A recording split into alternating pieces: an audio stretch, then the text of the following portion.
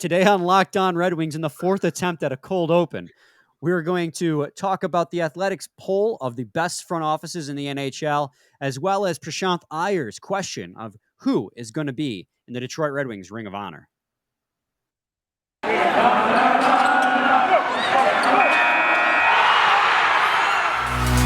You're Locked On Red Wings, your daily podcast on the Detroit Red Wings. Part of the Locked On Podcast Network, your team every day.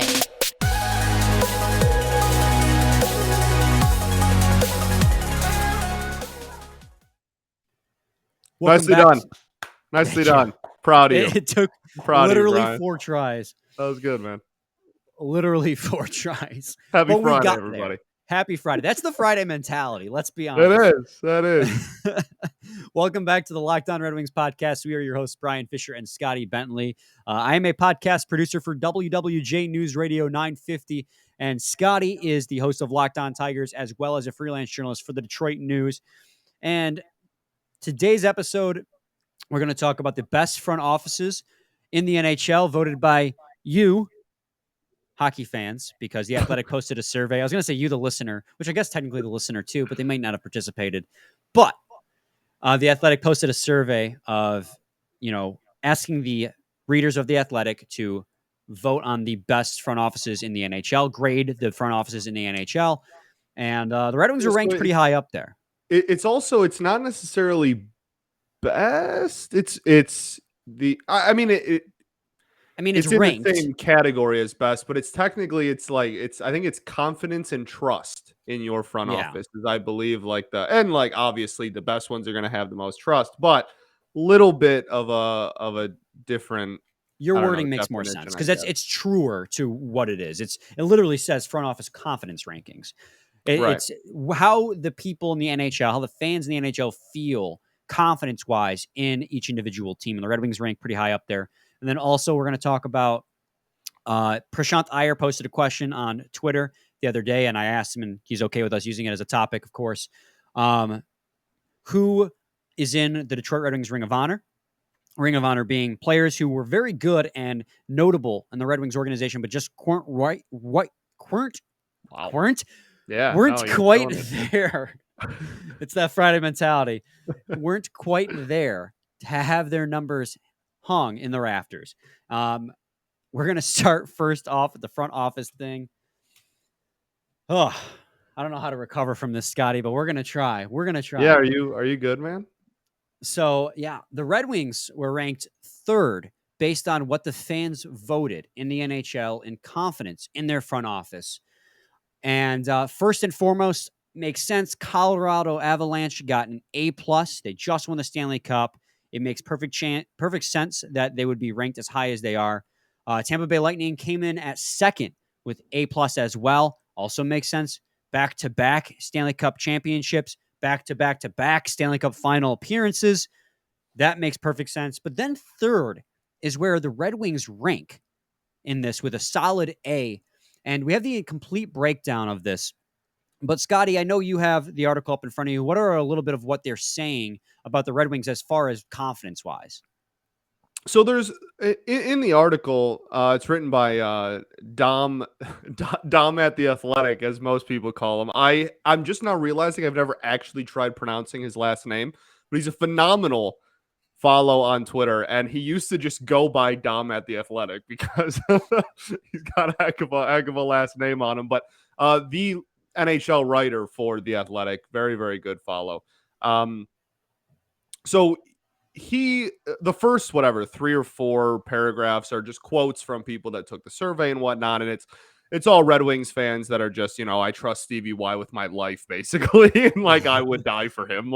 It's very, very honestly aggressive passion towards Yzerman. But Dom writes, Steve Yzerman can do no wrong, which to some apparently includes the signing of a gargoyle statue, because one of the quotes literally says, if Stevie Y signed a gargoyle statue to play for the Red Wings, I would have the utmost confidence that the statue would develop a strong two-way game and I would buy his jersey. So you have that. But he says, I respect that level of trustworthiness, and I am always amazed at how well Detroit scores in these rankings. Wings fans love Yzerman and have the utmost faith in his vision for the future. The cachet he earned building the Lightning definitely helps with that, obviously. Then he talks about Moritz Seider a little bit. I don't want to read the whole thing because, Go subscribe to The go Athletic. actually, right. Support. But he talks about Moritz Seider. He talks about Lucas Raymond. Talks about just Yzerman deserving a lot of credit for the way the team looks right now. And at this point, it's almost all Yzerman guys. I mean, outside of Larkin, it's almost like an entire roster of Yzerman guys at this point. So, yeah, and then just ends it with Yzerman has done a strong job so far, but the hard part is then future, which is obviously very true for any GM. But I don't know if you on your end have like all the gradings and the rankings. I do, but I also don't want to. I don't want to go subscribe to The Athletic, people. I don't want to. Yeah, for sure, give for out sure. free information. Just the Wings come in at third, and they split it up into public and fan base, and the fan base was almost all A's. There's a couple of A minuses mixed there. They broke it down into roster building, cap management, draft and development, trading, free agency, vision, and total. So the fan bases, I'll just give you the total. The fan base's total was an A, and it was the second highest out of all the teams. And the public's total in the Wings was fourth highest and was still an A. So that averages out to getting third. And that's also third for the second year in a row. The Detroit Red Wings, after an even worse year last year, finished third in front office trustworthiness. So it just, again, goes to show you and reiterates how much faith everybody has in Yzerman and that all of his dudes in the front office he has with him. Well, and let's too also talk about the fact that the lowest grade the public gave was a B+. I mean, the lowest grade the fan base or the lowest grade period given was a B+. You expect the fan base poll to obviously be super biased because it's Red Wings, it's Steve Yzerman, and you see his track record as a player and as a GM speaks for itself. Red Wings fans are nutty for Steve Yzerman. We are nutty for Steve Yzerman. But the public also reiterates a lot of that, with the lowest grade being a B+. So it comes down to, the question is, Scotty, do you think that this is accurate? Do you also believe that third is fair for a team that was eighth worst in the league last year? Yeah. I mean, I'll play into it. Like I have the utmost confidence in this front office. I think even more so than, like, everybody looks at the Lightning and just goes, oh, look what he did. That can be us one day. Like that's super easy to do. And that's totally justified for the first, year or two that he came over. But at this point, just look at what he's done with the Wings. We don't even have to look at the Lightning anymore. We can just look in front of our faces and see the roster that he took over versus the roster going into opening night this fall. That's a massive improvement and a massive step in the right direction. And I think I'm totally pro us being ranked third. And the only two people above us are the Tampa Bay Lightning, who were first last year and second this year, and the Colorado Avalanche, who were second last year and first this year. Yep. So I'm totally, I mean, that's sounds good to me. Being up there with those two teams sounds good to me. And I mean, I agree. I think that they are properly ranked for what it's worth. But I have seen some people push back. One namely be Prashant Iyer, and he was very clear. He's like, I think they're doing a phenomenal job, but he thinks that people are giving the Red Wings too much credit. And we're giving Prashant Iyer a lot of credit on today's episode, evidently. And one of the things he brought up is, we're giving them an A when the Red Wings haven't done anything yet. What Prashant was saying was that the Red Wings have done the easy part of the rebuild so far. They've torn things down, cut people from the roster, and then drafted a bunch of people. In his eyes, that's the easy part. So to give them an A already is a little bit overzealous. And I understand that. And I'm going to respond with how I feel about that. But first, I do have to talk to you guys today about BetOnline. BetOnline.net is the fastest and easiest way to check in on all your betting needs. Find all your favorite sports and events at the #1 online source for odds, lines, and games. Find reviews and news of every league, including Major League Baseball, NFL, NBA, NHL, combat sports, esports, and even golf. BetOnline continues to be the top online resource for all your sports wagering information, from live in-game betting, scores, and podcasts. They have you covered. Head to BetOnline today or use your mobile device to learn more about the trends and action. BetOnline, where the game starts. Segment 2, Locked On Red Wings podcast. We're talking about the front office rankings, front office confidence levels of every NHL team. Red Wings came in third with an overall grade of an A among all NHL front offices. And Prashant Iyer was a little bit more, I'll say, careful with giving that much credit to a team that's, still finally about to come on the upswing. And I understand where he's coming from. But the reason why I disagree with saying we're giving them too much credit is this basically serves as a progress report. It's asking how much confidence do you right now have in the job that they've done. It's not asking about how easy of a job that they've had. It's asking how do you feel confidence levels wise of what they've done to this point. I think that everything that Steve Yzerman has done, and I've said this before, has either been a net positive or a net zero move. And I think that is why he gets an A. You talk about what he has done, even if it's the easy part of the rebuild, it's been nothing but success. The first thing Yzerman did, draft Moritz Seider. People called it a reach. Here we are, Calder Trophy winner. He gave up a second for Leddy. That ended up being too much. He got a second back when they traded him at the deadline. Some of the players he took a flyer on that didn't work out, he let go. There was no harm done. Brendan Perlini is the prime example. He didn't work out. They let him go. Some players did work out, or at least were until injury, like Robbie Fabry, but you can't predict injury. So everything that Steve Yzerman has done has warranted the grade that he has gotten, in my opinion. And not, obviously, everything that Prashant is saying is very valid. I understand where he's coming from, and it's a valid opinion to have. But it's a progress report of how they've gone up to this point. And what Prashant also says is that this is the first offseason Yzerman's had to really do anything. And on that regard, he's completely right. This is the first real offseason where Yzerman's had to make moves that are imperative to the future of the roster, to this core, by signing big-name free agents. And he did that. And obviously now we'll find out how these moves transpire. But that's a problem for next year's report card. Next year, we'll know if some of these players are effective. But everyone is saying that the contracts that the Red Wings have signed, every single one, if you look at the evolving hockey prediction model, have come in under value, which is fantastic. Even Ben Sherratt, who we are critical of, for the term he has gotten, all the models saying we underpaid him, which is great. So everything he's done, even though this is the first offseason where Steve Yzerman has really had anything to do, it's been good.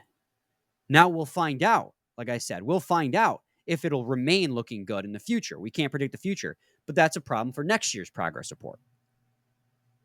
Yeah, my biggest thing is I think the conversation from this point is what has to happen from now and August 18th, 2023 to maintain a top 3 position. Yeah, I think I think that's a fascinating conversation. Like, what does he have to do? Well, maybe not Yzerman specifically. What does this team have to do? Compete for a wild card spot. That's what I'd say. Even if you don't, even if you fall short of a wild card spot, if you're in that mix, I think then, yeah. Sure. So I think that helps for sure. But it also, that is another draft, another free agency as well. And even if they aren't necessarily like the best team to miss the postseason or whatever, if there is, man, I want us to be good again so bad. I know, right? Just give me something in this dang city. But I think that even if he falls short of the postseason this upcoming year and like falls short enough where there wasn't ever really a threat to make it, I think with another really good draft and another free agency period that gives people a lot of hope, he could still find his way in there. And then 2024, like, I don't want to keep pushing the goalposts back or not. That's actually the wrong analogy. I don't want to keep pushing the finish line back. Like, I don't want to keep pushing the Like, oh, if we just kick the can down the road, like he can never disappoint us. Like, I don't want to be that much of a homer, but at the same time, this was a total and complete rebuild, and I don't want it rushed either, I guess.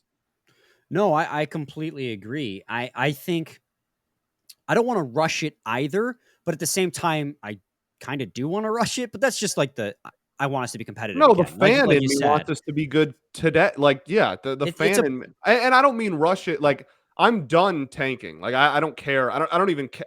It could be Connor McDavid 2.0. Eric Bedard could be. I don't care. Like, yeah.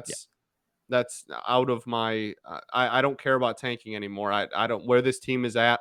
I think we should be going up.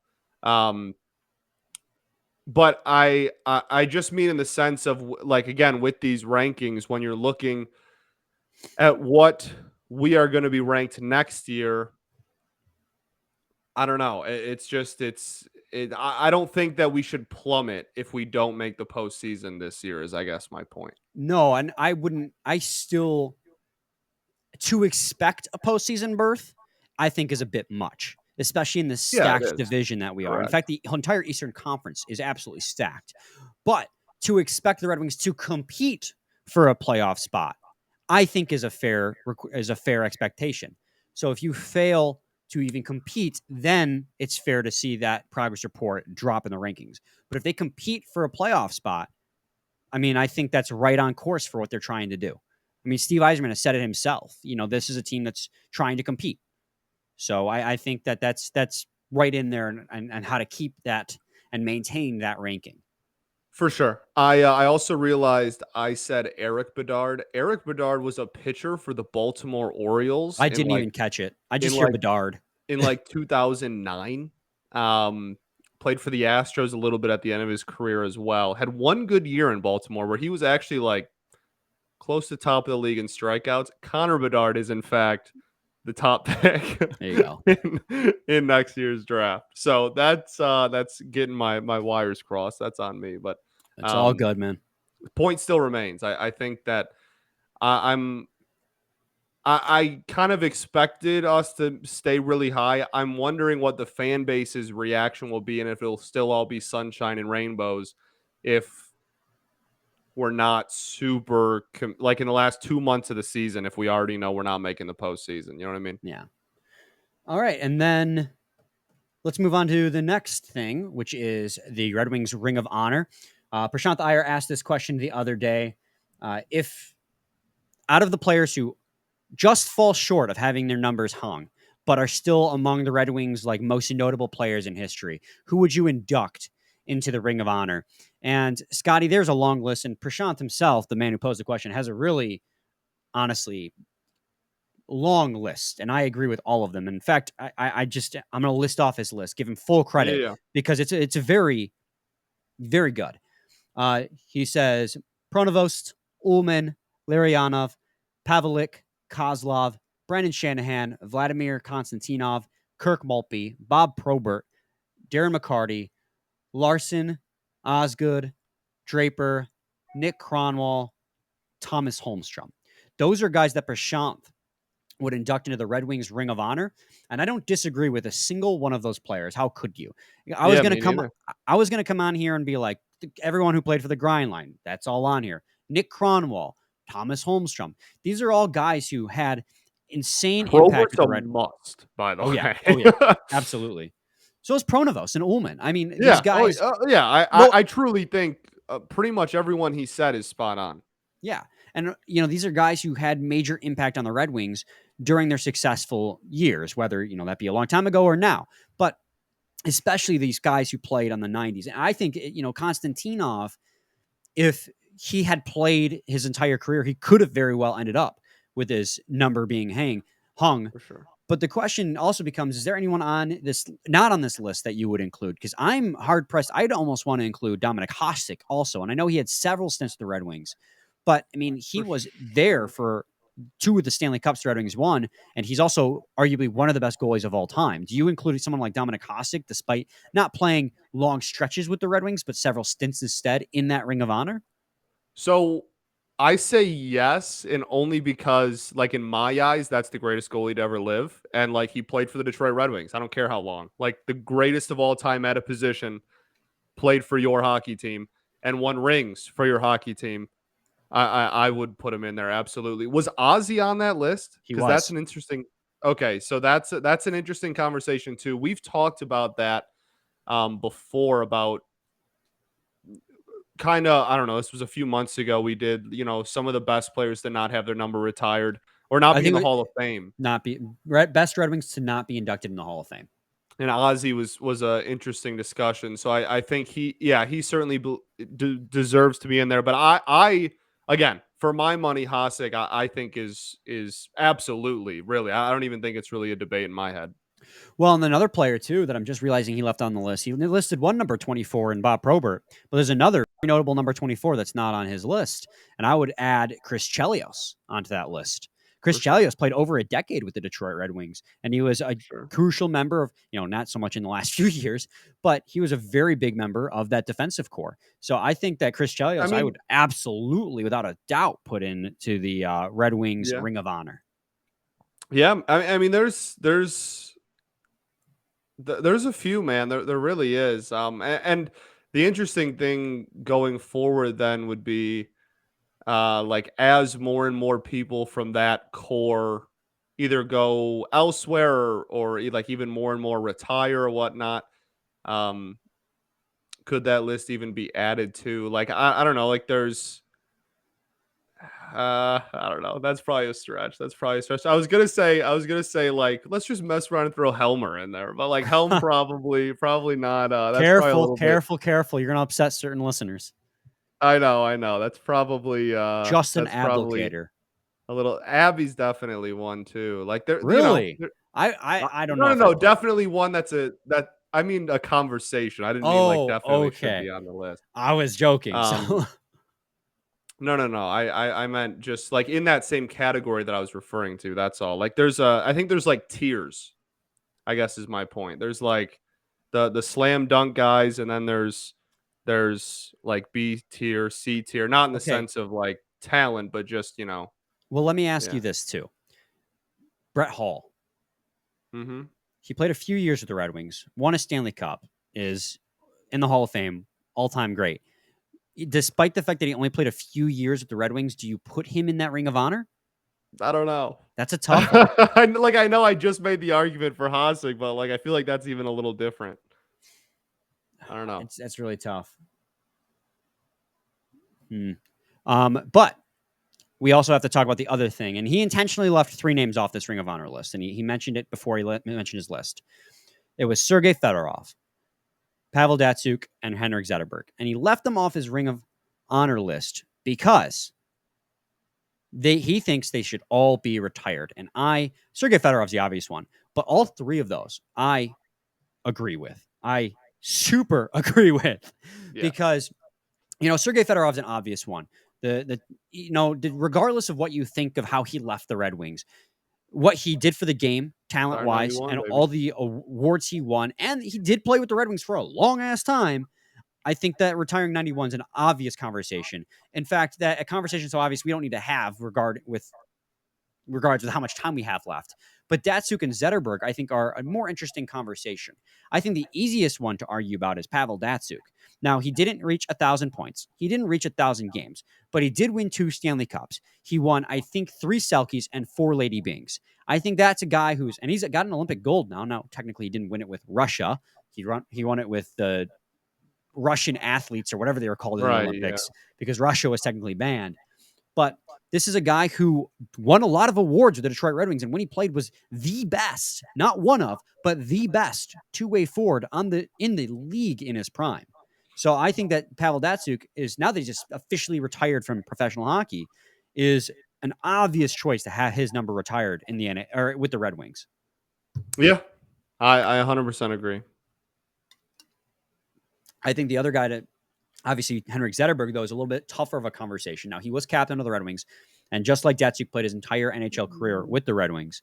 But does he have the stats to back up being a retired number? That's the conversation. He won 1 Stanley Cup. He won playoff MVP, the Conn Smythe Trophy, the year they won the Stanley Cup in 2008.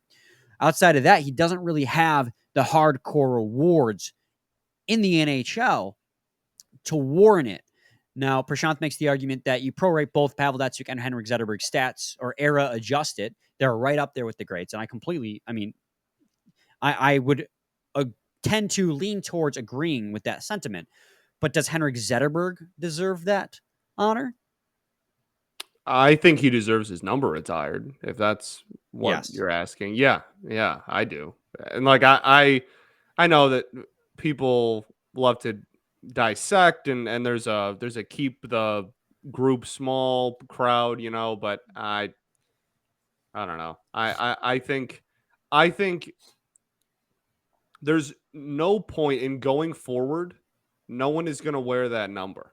Yeah. So like, let's just do it. Like no one's just gonna like be the fan base is not just gonna be okay if somebody takes that number anytime soon. So let's just do it. Like, what are we doing? Well, and here's the other thing too, is you can't retire Datsyuk without retiring Zetterberg's number. I feel like it's almost as egregious as retiring one Sedin brothers number and not the other. Right, not that they're brothers, but they were referred to as the Euro twins in the NHL. I mean, they came up in the league just 1 year apart, both late round draft picks by the Detroit Red Wings. They were 1A and 1B for the Red Wings after, the old guard left and they became the new guard. That was the Red Wings core. So I feel like retiring one without the other is just be a disservice. Not that that's the only reason. And I understand if you hang Zetterberg's number up there and you compare him to guys like, Gordie Howe and Steve Yzerman, it does feel like there's a little bit of a gap there statistical wise, but it doesn't change the fact what these two players meant to the organization when they were on the second half of their dynasty. I mean, these were two guys who carried the torch out of seemingly nowhere, carried the torch from Steve Yzerman. And you think about it, the people thought that 2002, that's why they went out there and got the signings that they did, made the signings that they did because their core was aging and it was like one last hurrah. I mean, that's what 2002 was supposed to be. Just bulking up because your core is aging and trying to reinforce for one last go. And then you have guys like Pavel Datsyuk and Henrik Zetterberg come in, and you have Nick Lidstrom's extended prime because, he won 7 Norris trophies after 30, which is phenomenal. But that doesn't happen without Pavel Datsyuk and Henrik Zetterberg. So I think what you look at what they did for the Red Wings after the people that retired, I think it's an obvious argument to retire both their numbers in the end. So yeah, in the end, I completely agree with everything Prashant Iyer had to say. All the people he suggested for Ring of Honor and having their numbers retired, I would just tack on probably Dominik Hasek and Chris Chelios as Ring of Honor nominees. Yep, I'm right there with you. I think Hasek especially should be in there. Yeah. Any other thoughts? How do you feel about the Pistons only getting one nationally televised game this year? I feel that the NBA is going to come to regret it when Jaden Ivey and Cade Cunningham run up and down the court. Yes, sir. Speak on it. That's about as deep as my basketball knowledge goes, though, so I can't speak on it. No, you nailed it, man. You nailed it. All I know is I worked a lot of games at the Little Caesars Arena last year, and Cade Cunningham was electric, and people came to see just him. And now you combine that with Jaden Ivey, who looks like they could just, their chemistry together could be phenomenal. I think that the Pistons are absolutely an up-and-coming team this year. Add in Sadiq Bey in there, too, because he can drain threes. It's incredible. Correct.